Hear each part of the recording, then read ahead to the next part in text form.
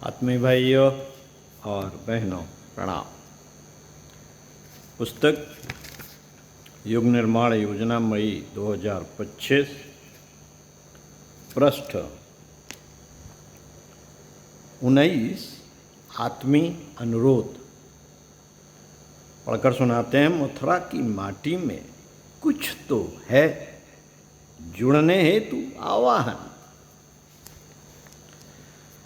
इतिहास साक्षी है कि जब जब समाज में लोगों का चिंतन विपरीत दिशा में चल पड़ा, असत्य को सत्य जैसा सम्मान मिलने लगा और सज्जनों को लगने लगा कि अब समाज रसातल में जा रहा है, तब असंभव को संभव में बदलने के लिए, अनीत से लोहा लेने के लिए और विरोधियों का साहस के साथ मुकाबला करने के लिए ईश्वरीय सत्ता शरीर धारण कर संसार में आती है और सामान्य वर्ग के सीधे साधे लोगों को साथ लेकर आगे बढ़ चलती है।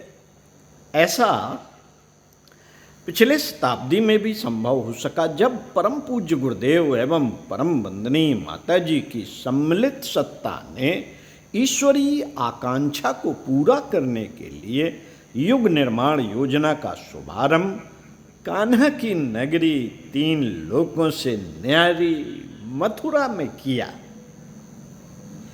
जिस अखंड ज्योत पत्रिका के माध्यम से उन्होंने ईश्वरीय संदेश को जन जन तक पहुंचाने का शुभारंभ किया, उसमें प्रथम सूत्र जो लिखा था वह यह था: सुधा बीज बोने से पहले कालकूट पीना होगा, पहन मौत का मुकट विश्वहित मानव को जीना होगा। भगवान शिव ने भी मानव हित में विषपान किया था। समुद्र मंथन के प्रसंग में यह बात स्पष्ट की गई है कि अमृत प्राप्त करने के लिए सुर असुर सभी संघर्ष कर रहे थे, पर देवादिदेव महादेव को उस तिरस्कृत विष के संबंध में सोचने को विवश होना पड़ा और उन्होंने साहस के साथ उसे ग्रहण किया। यदि उन्होंने ऐसा न किया होता तो जाने अनजाने कितनी जनहानि तथा वातावरण में विष का प्रदूषण कितना फैलता, यह सोचकर हृदय कांप उठता है। छोटे छोटे निर्माण तो सभी कर लेते हैं, पर युग के निर्माण के संबंध में सोचना और उसे संभव बनाने के लिए युग सेनानियों को आगे बढ़ा देना महाकाल की सत्ता ही कर सकती है। महाकाल की सत्ता ही कर सकती है। साथियों, काल के बड़े स्वरूप को ही तो युग कहा गया है। काल यानी कि समय के बड़े स्वरूप को ही तो युग कहा गया है। जहाँ 100% लोग कलयुग के दुष्प्रभाव को अपनी नियत माने बैठे थे और सतयुग तथा राम राज्य को बिल्कुल भूल चुके थे, पूज्यवर ने सतयुग की वापसी पुस्तक लिखी, 21वीं सदी उज्जवल भविष्य की घोषणा की, 21वीं सदी नारी सदी की घोषणा करते हुए आधी जनसंख्या को नेतृत्व प्रदान करने के लिए प्रेरित किया। जिनके पास दृष्टि है उन्हें राम राज्य और सतयुग के दर्शन होने लगे हैं। पूज्यवर ने जिस प्रकार के नेतृत्व की कल्पना की थी वह काफ़ी कुछ संभव होता हुआ दिखाई दे रहा है। जहाँ लोगों के अंतर मन में नकारात्मकता नेगेटिविटी ने पैर पसार लिए थे, अब उसका लोप होकर सकारात्मकता पॉजिटिविटी के दर्शन हो रहे हैं। जहाँ लोगों के अंदर कायरता ने जड़ें जमा ली थीं, अब उस स्थान पर साहस तथा बहादुरी के दर्शन हो रहे हैं।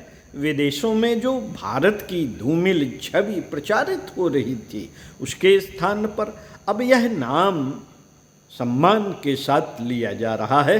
21वीं सदी उज्जवल भविष्य की घोषणा सफल होते स्पष्ट देखा जा सकता है। गायत्री तपोभूमि, गायत्री मंदिर। परम पूज्य ने गायत्री तपोभूमि के संबंध में पहले से ही सोच रखा था कि 1953 की गायत्री जयंती के दिन गायत्री तपोभूमि में माँ गायत्री की प्राण प्रतिष्ठा होगी और उसी समय उनके गायत्री महापुरुष चरण की पूर्णाहुति भी होगी।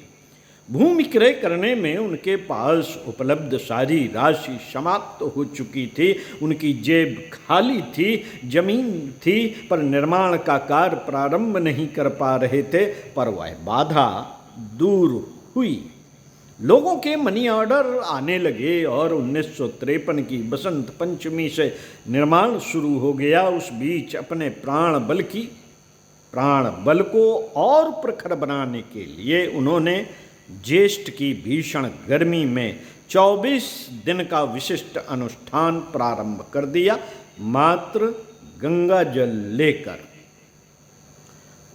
यह विचारणीय है कि भूमि क्रय, मंदिर निर्माण, प्राण प्रतिष्ठा, यज्ञशाला निर्माण तथा साधकों की पूर्णाहुति, यज्ञ में भागीदारी जैसी बड़ी जिम्मेदारी निभाने वाला व्यक्ति स्वयं ज्येष्ठ माह में 24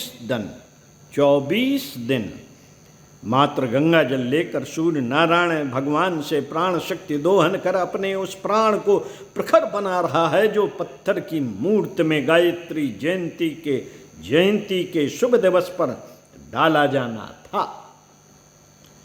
वही व्यक्ति गायत्री जयंती 1990 को अपने महाप्रयाण की तैयारी हेतु 6 स्थानों मुजफ्फरपुर, लखनऊ, जयपुर, अहमदाबाद, भोपाल, कोरबा पर विशिष्ट विराट ब्रह्मदीप महायज्ञ का आयोजन एक ही तिथि में इसलिए आयोजित कर रहा है कि समाचार सुनकर काफी बड़ा जन समूह शांति कुंज पहुंचकर अव्यवस्था न कर दे।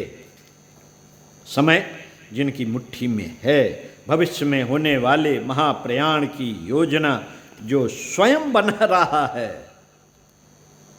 कि कहीं अव्यवस्था न फैल जाए। उन्हें महाकाल ही तो कहेंगे, महामृत्युंजय ही तो कहेंगे।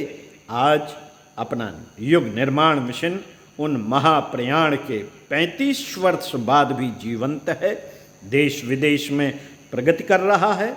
मथुरा की माटी में कुछ तो है, मथुरा की माटी में कुछ तो है। गायत्री तपोभूमि सभी पाठकों को विनम्रतापूर्वक आमंत्रित कर रहा है यहाँ आने का। बच्चों को, युवाओं को, बेटी बेटियों को यहाँ भेजने का। गर्मी की छुट्टियों में शिक्षकों के सम्मेलन, लड़के लड़कियों के माता सरस्वती शिविर, प्राणवान कार्यकर्ता शिविर, 9 दिवसीय शिविर, पत्रिका प्रचारक शिविर, मातृशक्ति सम्मेलन, कन्या कौशल शिविर, 40 दिवसीय शिविरों में आप सभी दर्शन करेंगे उस स्थान का जहाँ से पूज्यवर ने गायत्री माता की प्रतिष्ठा के साथ मिशन की गतिविधियों का शुभारंभ किया। उसी स्थान को इन दिनों भव्य स्वरूप प्रदान करने की योजना पर कार्य तेजी से चल रहा है। आइए तपोभूमि की उस धरा को प्रणाम कीजिए जहाँ पर गुरुदेव के समर्पण भाव के दर्शन होते हैं। ओम शांति।